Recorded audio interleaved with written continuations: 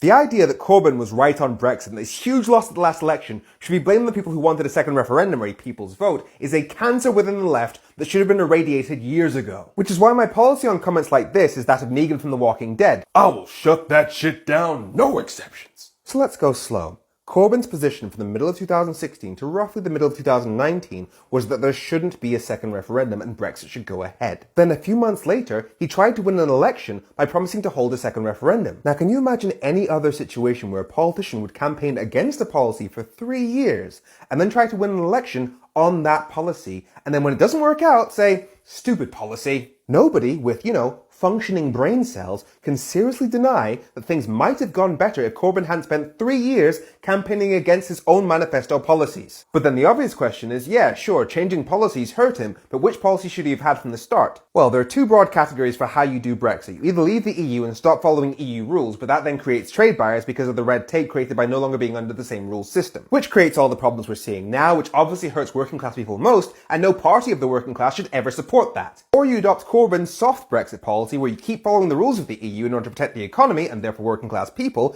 but because you're following those rules and no longer a member of the EU, you no longer get to vote on those rules, which means you have less control over your laws than we did as EU members, and you're doing this supposedly in the name of people who wanted more control. And Corbyn's right-hand man Barry Gardiner pointed this out at the time, saying that Brexit voters did not want a Brexit that left us less sovereign than we were before. So the only reasonable thing he could do would be to call for a referendum on the new EU relationship once it had been negotiated. And instead, Corbyn supported Brexit for 3 years, knowing that the left-wing population of the UK did not want it.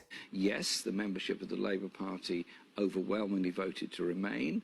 Overwhelmingly Labour supporters voted to remain, but a third of them didn't. A third of them voted the other way. I want to win the next election. And here we are with working class people facing additional poverty and death, but sure, blame the people who tried to prevent that from happening.